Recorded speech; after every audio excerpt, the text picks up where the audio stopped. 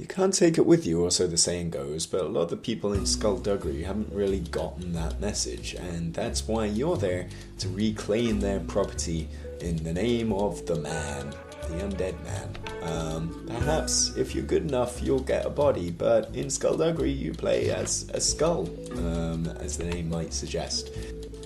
And life as a skull is pretty hard, especially as you're trying to reclaim property from people, well, undead people, dead people, undead, crudely reanimated skeletons, anyway, with baseball bats and planks with nails sticking out of them and guns and stuff, and also other skulls that are giant somehow. It really is a hard knock life, but at least you have an incredibly elastic brain to help you think your way through things, but also get your way around the levels that make up Skullduggery's game. This is a game that plays an awful lot like Angry Birds, but in scrolling form. You pull back on a little panel at the back of the skull to stretch out your little brain there, and then ping it in order to shoot yourself through the stage. It seems a little bit fiddly, and in all honesty, yes it is. Angry Birds works as a single screen thing because you're allowed to take time, and in Skullduggery, the parts where you do take time are really, really good, where you are allowed to think about things and line up your shots.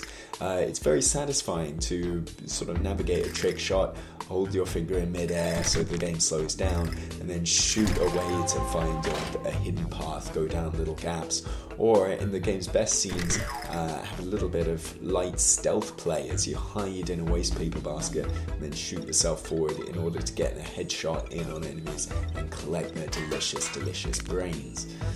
But it's in the parts of the game where you have to move quickly that Skullduggery falls down. There are sections where spikes move forward and you have to keep going in these 4 scrolling sections, otherwise you'll get squished, you run out of space and you will die.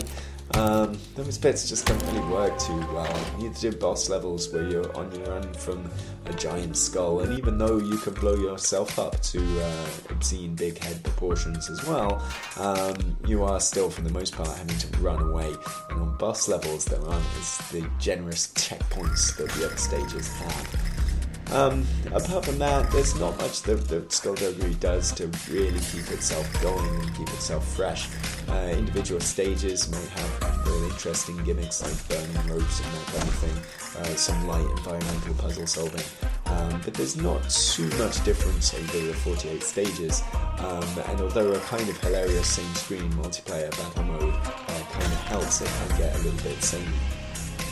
But at its best, this is a fun and fresh little adventure. It's satisfying when it works well, and it's got that nice little offbeat comedy. It never takes itself too seriously, which is a damn good thing. Skullduggery is on iOS right now for the price of $5 or 500 yen, and if you're in the mood for something quirky and light, then this might be for you. Bogey boots, if they haven't been repossessed because you're dead.